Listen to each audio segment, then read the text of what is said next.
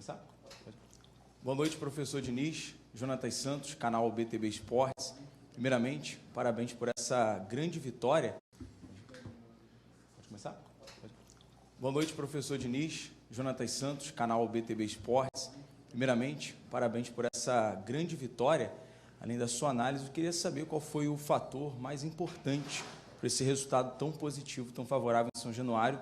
Haja vista, queria saber se foi o comprometimento. Trazendo um exemplo muito simples, além de todos os jogadores, o coletivo no geral, Hugo Moura, que teve um problema recente familiar e quis vir jogar, isso chamou bastante atenção. Queria saber qual foi o fator mais importante. Obrigado. Primeiramente, boa noite. Eu acho que o Hugo, de fato, é uma demonstração de muita hombridade, dignidade. Ele teve um problema, vocês devem estar sabendo, com o filho, um problema extremamente sério. Solidariedade nossa com ele, com a esposa, com toda a família. E eu acho que também os jogadores, de maneira geral, lá na Argentina já tinham se comprometido muito. Não foi uma vitória que a gente perdeu só o jogo, a gente não perdeu as coisas mais importantes. Foi um placar de derrota que tinha já o sinal de um time com condições de fazer bons jogos e fazer partidas como essa que a gente fez hoje. Para mim não foi uma surpresa, foi mais uma confirmação daquilo que eles já estavam se empenhando nos treinamentos e da energia que estava circulando no meio das nossas relações, tanto de jogador, comissão, staff, diretoria. E então era um ambiente propício. Então eu fiquei, de fato, muito feliz com tudo que aconteceu hoje. A torcida também apoiando, tenho convicção que a torcida vai vir cada vez mais. E talvez fique até pequeno o São Januário. A gente sabe que a gente precisa da torcida. Eu acho que o time hoje jogou de uma maneira que a torcida gosta, que resgata a tradição do clube, e a gente sabe que tem esse compromisso. Vontade nunca vai faltar, a gente vai sempre tentar fazer o que a gente fez hoje, se dedicar ao máximo para que o torcedor saia contente como saiu hoje. Boa noite, professor, tudo bem? Adília Velar, do canal Aqui se Fala de Vasco, parabéns pela vitória. Obrigado. O professor sempre fala para a gente não olhar só para o resultado, porque o resultado às vezes não vai dizer o que foi dentro de campo. Hoje a gente viu um Vasco que conseguiu demonstrar futebol, coisa que a gente já não via há muito tempo. O torcedor vascaíno cobra muito isso, ofensividade, um time que consegue combater no jogo. Como que faz para manter isso no dia a dia, na cabeça do jogador? São apenas 3 treinos, se eu não me engano, que o senhor deu até agora. Como é que faz para poder manter isso? Tem Copa do Brasil, Sul-Americana e o restante da temporada. Obrigado. Eu acho que é o compromisso que a gente tem que ter com a gente mesmo. A gente ganhou de 3-0, fez um jogo muito bom diante do adversário que todo mundo sabe que é um adversário extremamente difícil de ser derrotado. E a gente tem que ter compromisso com fazer o nosso melhor. Além das vitórias, fazer o melhor que a gente puder. Acho que hoje a gente esteve perto do nosso melhor e a gente tem coisas para melhorar no jogo. A gente tem, terça-feira, tem outra batalha, outra guerra aqui dentro de casa, que o Operário é um time extremamente bem organizado, um time forte, a gente tem que procurar fazer o nosso melhor para, como eu disse, alegrar a nossa torcida. Boa noite, Diniz. Primeiramente, parabéns pela vitória. Tivemos alguns jogadores que se destacaram individualmente, entre eles o Paulo Henrique, com uma assistência para o gol do Verratti. E queria saber de você, aquela movimentação ali no segundo gol, foi algo mais intuitivo ou já foi algo mais treinado? E de que maneira você pode aproveitar, na sequência da temporada, algumas dessas principais valências aí do Paulo Henrique, principalmente esse bom drible, 1 a 1, e também a velocidade dele? Obrigado. Eu acho que a gente está aproveitando o Paulo Henrique. E, obviamente, sempre o futebol acho que é sempre um jogo intuitivo, pelo menos no meu entendimento, sempre intuitivo e, no meu caso, sempre treinado. Obviamente que não faz um gol daquele ali com uma jogada de sorte. E como algumas pessoas gostam de aproveitar o momento, como algumas pessoas gostam de, quando quer botar para baixo, que é a saidinha do Diniz. Esse é mais um, vai contando aí na conta. Começou com o Léo Jardim o gol, ele não rifou a bola, mas um dia se fizer 40 gols, mas que esquece, porque o gol, quando for passar na TV, nos programas de TV, passa a bola entrando. E a gente quer que dê certo todas as vezes, ipsilíteres. E não é toda vez que acontece que você vai fazer. Isso é uma maneira de se jogar que certamente ela tem muitos benefícios. Né? É uma coisa, obviamente que foi uma coisa treinada e também sempre vai ter a intuição do jogador de saber onde ele vai botar a bola ou não. Eu chamo isso, do lado intuitivo, é isso. O jogador sempre vai ter a primazia de decidir. O Léo Jardim podia ter chutado a bola. Eu proponho um jogo e treino para que o jogador ofereça um leque de opções para os jogadores para que eles possam se empenhar. Tem até um dado curioso hoje. Deu aí um scout desse ano aqui, foi o jogo que... E eu sou o treinador, e foi o jogo que teve menos recuo para o goleiro. Não que amanhã ou depois não possa quebrar o recorde de recuos, mas é uma coisa que eu nem imaginava que acontecesse. Mas para vocês perceberem que a análise, ela não fica... O jogo é muito mais do que uma saidinha, do que sair jogando, do que tocar bola. Quando a gente fala de comprometimento, acho que isso é a coisa. Assim, é comprometimento mesmo, é coragem para fazer as coisas, é entrega, é entendimento do que é o tamanho do Vasco, é a confiança nos jogadores que estão aqui, que são jogadores, muitos desses jogadores eu já tentei levar para os clubes que eu dirigia. Então, é um time qualificado e que me fez vir para cá. Eu já falei para vocês mais de uma vez, eu escolhi muito vir para o Vasco. Eu gosto de estar aqui, eu estou feliz, eu já estava feliz com a possibilidade de vir, fiquei feliz com o meu anúncio e estou cada dia mais feliz de estar aqui no Vasco. Boa noite, Diniz. Sérgio Quinde, canal Atenção Vascaínos. Parabéns pelo resultado, pela grande vitória. Acho que nem o mais otimista dos vascaínos esperava esse resultado hoje. Queria saber se você esperava, né, um resultado em tão pouco tempo, a união do resultado e do desempenho, como você tanto fala, em tão pouco tempo de treino, já no seu primeiro jogo em São Januário, e comentasse também a respeito da questão física. Sempre muito pontuado que o Vasco caía muito no segundo tempo de rendimento. Você optou, mesmo com 10 em campo de cada lado, por demorar, entre aspas, né, fazer as substituições, apenas as primeiras substituições na reta final do jogo já. Se isso foi por achar que os jogadores estavam bem fisicamente entregando, por não querer mudar a estrutura, por não ter peças que poderiam fazer a mesma função. Falasse um pouquinho dessa questão física, por favor. Obrigado. Então, é muito bom falar em momento de vitória, porque vamos supor que a gente tivesse perdido de 3-0. Aí ia falar automaticamente, e se tivesse tomado 3 gols no segundo tempo, o mesmo time. O futebol pode acontecer as coisas. Dessa forma, a análise ia ser que o time dá mal fisicamente. E não fui eu que treinei esse time. Eu cheguei aqui fisicamente. Tem outras coisas que envolvem o futebol, do aspecto anímico, do motivacional. Eu acho que, às vezes, no futebol, existe a ciência que envolve o futebol, ela é muito importante, mas, às vezes, ela limita outros aspectos que são mais importantes do que a sua capacidade física. Os caras correm, como hoje, tem muita superação nisso, tem muita vontade de estar junto, vontade de ganhar, vontade de superar. Isso gera uma energia que faz com que a capacidade física ela seja aumentada. Então, a gente não pode, às vezes, a gente comete muita injustiça, às vezes, como profissionais. Eu sei que o Daniel Félix, alguém me falou que foi questionado, esse é o time que estava sendo treinado aí. Pode ser que e já tinha corrido bem contra o Lanús também. O Lanús, a gente, na minha opinião, o time caiu abruptamente depois que tomou o gol. Não tinha a ver com a parte física. Tinha acabado de voltar para o segundo tempo, tinha 8 minutos de jogo. Então, o futebol, para a gente fazer uma análise mais justa, é difícil fazer. E eu convido a vocês, quem quiser fazer uma análise mais detalhada, com mais profundidade, vai informar melhor o torcedor e vai sair na frente da imensa maioria, que fica comentando o resultado do jogo. Se a gente comenta o resultado do jogo, a gente vai cometer muitas injustiças, que tem um monte de profissional aqui, como tem aí. Então, o trabalho do Vasco, de quem estava aqui com o Carille e as pessoas que estão aqui do staff, é um trabalho de excelência. Mas quando, às vezes, perde e às vezes ganha. Então, esse é o time que, obviamente, que a gente treinou, a gente agregou coisas, mas é um time que, na parte física, é um time que tem condição de suportar. Então, se a gente colocasse, quando perdeu, se a gente fosse colocando que o time fisicamente é um time incapaz, a gente acaba queimando alguns profissionais que pagam uma conta que não é justa.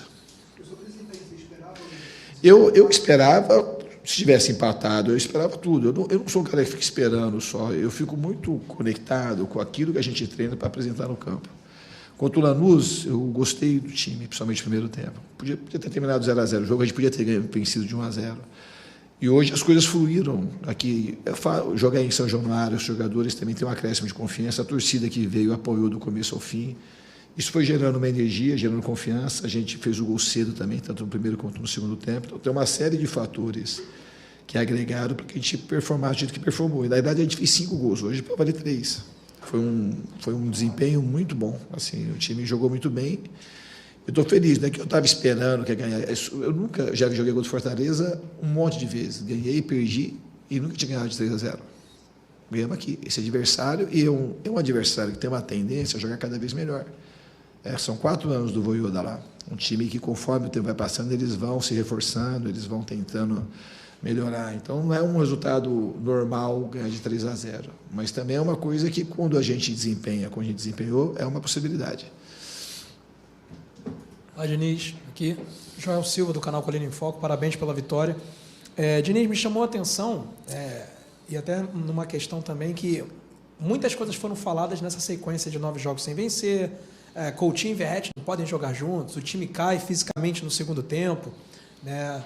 Nas derrotas, como você mesmo diz, muita ponta de resultado. Então, eu queria que você apontasse o porquê dessa vitória. Você teve 3 treinamentos apenas e 2 jogos, é quase um treinamento e meio para cada partida.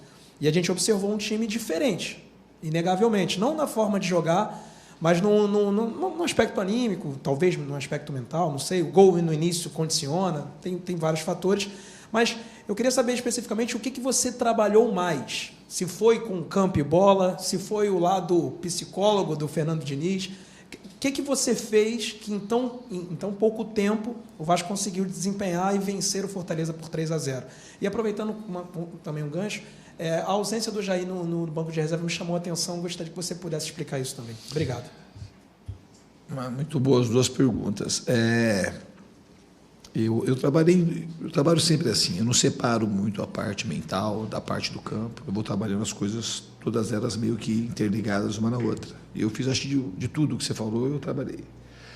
No aspecto anímico, coletivamente, individualmente, no aspecto tático, no aspecto motivacional, de juntar as pessoas para a gente acreditar que o time é capaz de fazer jogos como fez hoje. E eu falei na minha entrevista coletiva de apresentação que lá contra o Lanús foi um jogo de todas as minhas estreias da minha carreira de 16 anos, foi a melhor estreia de jogar.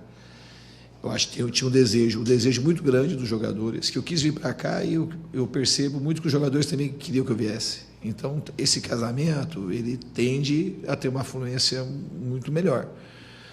Então, eu acho que é isso. Acho que a sincronia, eu venho para trabalhar muito, e nós trabalhamos muito do que era capaz. Falar assim, eu trabalho, tu fala que trabalha muito. Isso é um dos pontos principais do meu trabalho. Trabalhar bastante, com a percepção, sempre em comunicação com o jogador, para ver o que eles suportam, para poder organizar o time e ter um time mais forte dentro do campo. Em relação ao Jair, o Jair já fez 6 partidas, né? E ele é um jogador que eu gosto. Isso não quer dizer que ele vai sair daqui. Eu já tentei levar o Jair, quando o Jair veio para o Vasco, eu tinha indicado ele para o Fluminense. Nós temos muitos jogadores na posição e a gente está numa análise de saber se o Jair vai ficar, se não vai ficar. É uma coisa assim completamente aberta com ele. Eu gosto muito de jogador, é um jogador que eu gosto. A gente tem muito jogador na posição, a gente precisa abrir talvez um pouquinho a folha, mas isso não quer dizer que o Jair vai sair, muito pelo contrário. Se ele quiser ficar, ele é um jogador, eu repito para vocês, ele é um grande jogador, já tentei levar o Jair pelo menos 2 vezes para os times que eu estava. É só uma questão de composição de elenco. Esse foi o motivo. Professor Diniz, Eduardo Canelas, canal A Hora do Vasco. A gente tem no elenco o Dimitri Payet, foi a minha pergunta para o senhor na apresentação também, falando sobre esse jogador. E agora estamos sem Felipe Coutinho para a partida do próximo sábado, frente ao Fluminense, seu ex-clube. Eu queria saber qual é a situação hoje do Payet dentro do elenco e também para esse jogo. Haja vista que sempre que o Coutinho não joga, se espera que o Payet venha jogar. Ele vem de lesão e outros problemas extracampo. Como está a tua relação com esse jogador e se você conta com ele para o jogo contra o Fluminense, até porque ele já foi visto treinando com bola essa semana? Gostaria de saber isso. Parabéns pela vitória. Não, obrigado. É uma possibilidade o Payet jogar, ou talvez terça-feira já. A gente não sabe, ele já está começando a jogar com bola, a gente está com cuidado com ele, teve uma lesão no joelho. E pode ser que ele jogue na terça, pode ser que ele jogue só no sábado, e pode ser que ele não jogue no sábado. Está num processo gradual de retorno. E aí a gente vai ter até, principalmente falando de sábado, a gente tem até sábado para ver qual que é a real condição do Payet, de suportar o jogo ou não. Rami da Sintonia Esportiva. Em 2021 você era um outro técnico totalmente diferente. Hoje, 25, depois Seleção Brasileira, títulos em Fluminense e tudo mais. Não preciso aqui parar para citar. Eu quero saber se você se enxerga, talvez, perante para a torcida vascaína, um treinador diferente. Porque uma das rusgas que tinha com o Carille era justamente pela falta de conexão do técnico com a torcida vascaína. Eu quero saber se você sente, até por conta da vitória, pela recepção, um sentimento diferente do Diniz de 2021. E, fugindo um pouco de campo e bola, se me permite, não sei se você foi impactado hoje pela notícia do Mano Menezes, que os familiares no Rio Grande do Sul tiveram um acidente e o Mano acabou perdendo uma familiar de 9 e 16 anos. Acabou que não foi para o jogo contra o São Paulo, da concentração. Eu queria que você pudesse comentar, talvez, se você não foi impactado com essa notícia, talvez passar uma mensagem de carinho para ele. Obrigado. Eu não estava sabendo o que aconteceu. Ele perdeu Foi um acidente de carro no Rio Grande do Sul. Foram dois parentes do Mano, uma de 9 anos, um de 16 anos e uma de 9 anos. O Mano estava na concentração para o jogo contra o São Paulo, e acabou sendo liberado para poder acompanhar essa situação. Não estava sabendo, e vai meus sentimentos para o Mano e para a família também. Muito triste quando isso acontece. Em relação à pergunta que você fez da minha de 21 para cá, obviamente que eu melhorei. E eu, da minha parte, já senti conexão desde a primeira vez. No meu coração, quando eu vim para o Vasco, já falei isso algumas vezes. Eu passei 2 meses aqui no Vasco em 21, e parece que tinha passado 2 anos. E eu sinto conexão e muita coisa do Vasco. Acho que é um time que tem a ver também comigo, um clube, pela história, um monte de coisa que eu gosto, até o lugar que esse clube, que o estádio ele é localizado, essa gente mais simples circundando, muito samba que eu adoro, e a Vitória Vascão. Assim, ó, veio Vitória Vascão. É isso daí. Diniz, Rodrigo Crevelay, Digão no podcast Cruz Maltino. Durante a partida, eu pude notar em alguns momentos que você estava orientando, de certa forma, ali o Ryan durante a partida. E a gente vê, né, que na sua coletiva de apresentação você falou que gosta de trabalhar com jovens, e essas orientações, você enxerga que o Ryan pode ter ainda um mundo pelo futebol, e o potencial que ele tem hoje pode crescer mais ainda no Vasco. E um outro ponto, você citou muito sobre a torcida do Vasco, né? Tanto na apresentação quanto hoje. Queria que você chamasse o torcedor para a lotação de Januário, porque a gente vai ter um compromisso agora pela Copa do Brasil e é importantíssimo a gente estar passando de fase. Não, está mais que chamado. A delícia ver esse estádio aqui cheio. Até se for para xingar, é melhor cheio do que vazio. Pode vir. A torcida tem que estar no estádio e, pô, a coisa mais bonita é ver essa torcida aqui, pô.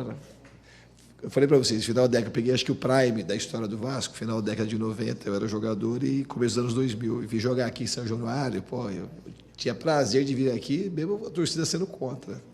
Então é uma torcida muito diferente, e a gente espera que venha e que São Januário fique pequeno para a torcida. A gente vai se empenhar ao máximo para criar essa conexão de novo, essa simbiose, e a gente caminhar juntos. Em relação ao Ryan, eu estou conhecendo o Ryan agora de perto. Para mim, ele tem um potencial gigantesco. E eu acho que hoje, ele também já começou, desde o jogo de quarto, um pouco, mas hoje ele começou, acho que, mostrar um pouco mais aquilo que ele pode ser. Ele jogou praticamente o jogo todo.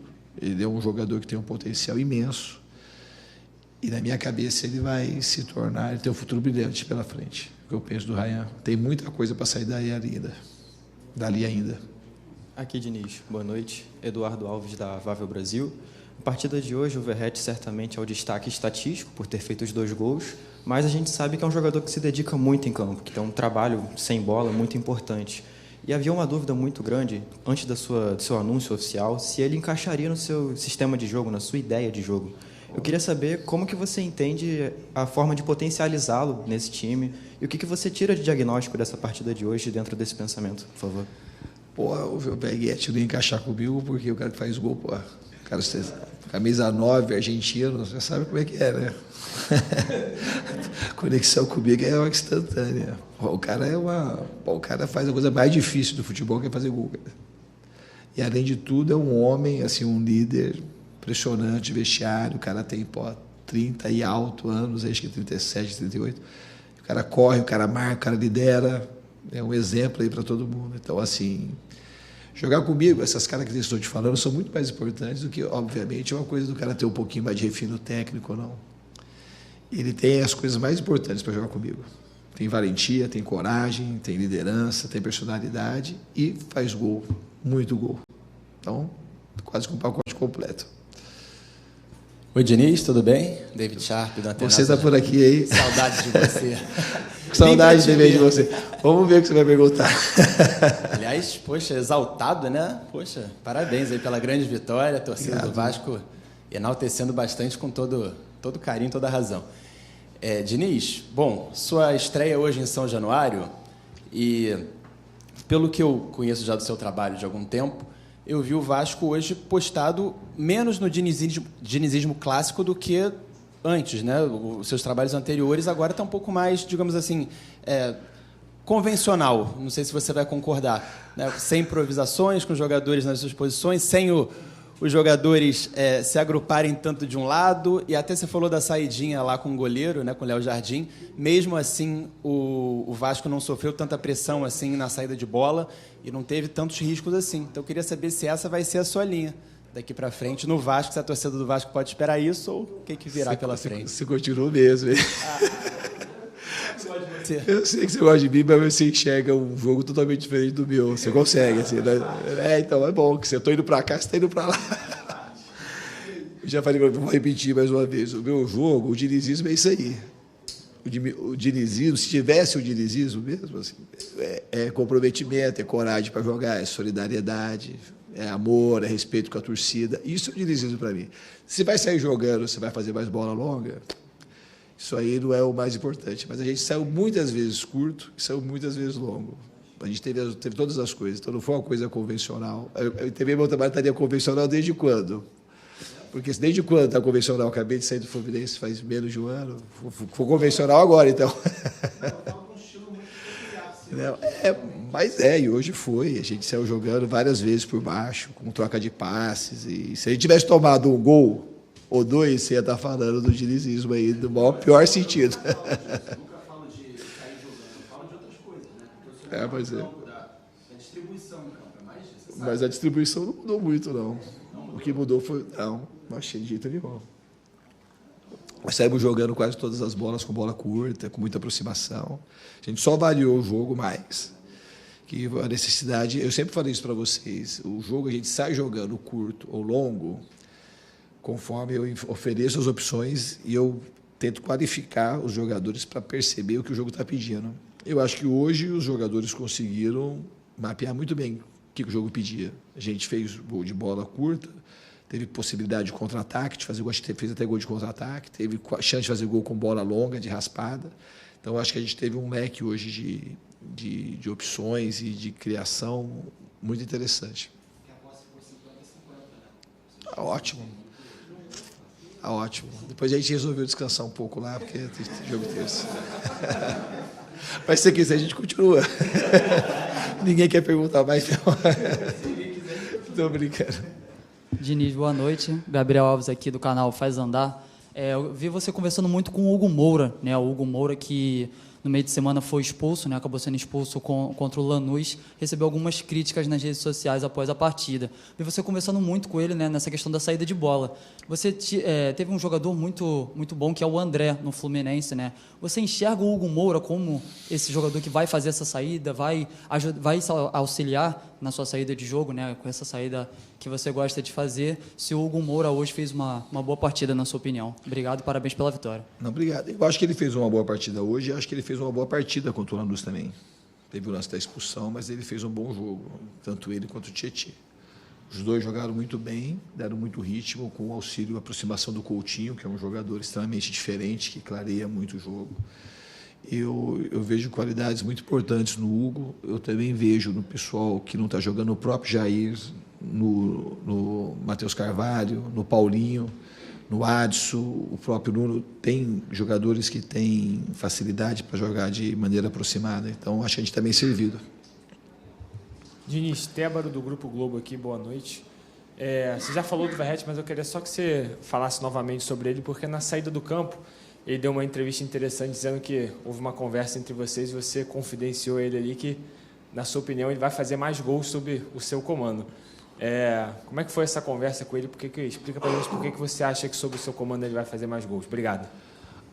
Putz, assim, uma que é uma maneira... Porque eu acredito muito nisso. Pela maneira que o time joga, para mim é sempre importante ter um jogador com características de finalizar, como é o Veguete, como foi o Cano, como foi o Brenner no São Paulo. Porque esse jogador, a gente acaba criando muito, a gente consegue jogar de uma maneira que a gente consegue distrair o adversário e ter um jogador, a gente potencializa muito a bola atravessando na área toda hora. Então, eu acho que o Veguete tem assim, características, isso não é uma promessa, mas é uma intuição e aquilo que eu acredito, que eu acho que a gente tem tudo para... E a maneira que ele se comporta também. Eu acho que o Veguete, além de tudo, ele cria para ele próprio uma energia muito positiva e um merecimento, que são coisas também que eu acredito. Então, eu falei para ele de fato que eu acredito. Eu acho que estou te dando aí alguns elementos, deve ter outros elementos que não me vêm à cabeça agora. Eu acho que a gente já começou de uma maneira... E mesmo quando ele não fizer gol, ele é um cara que contribui muito para que a equipe consiga sair de campo com a vitória. Diniz, aqui, Sharon Praz, do Lance. Pegando o gancho na pergunta do nosso amigo também na sua resposta, que você falando que o dinizismo continua o mesmo, mas muito se falava na época de Fluminense que o time estava previsível. E hoje o que a gente viu, essa saída de bola do Vasco, foi um time que foi difícil de separar. Do Fortaleza, não à toa, sofreu 3 gols, enfim, teve dificuldade de pressionar o Vasco na saída de bola. Então eu queria que você falasse um pouco novamente sobre isso.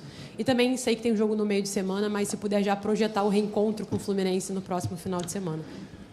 Não, eu vou até falar brevemente do Fluminense, porque eu estou aqui para falar do Vasco, né? Mas como você citou o Fluminense, olha como é a análise de vocês, que a gente fala as coisas um pouco sem pensar, da previsibilidade. Eu fiquei 2 anos e meio no Fluminense. O Fluminense ganhou o maior título da história, e talvez o segundo maior título da história, que a Sul-Americana é uma coisa engasgada, que é os 2 títulos internacionais. Teve um placar de 4-1 na final contra o Flamengo, inesquecível.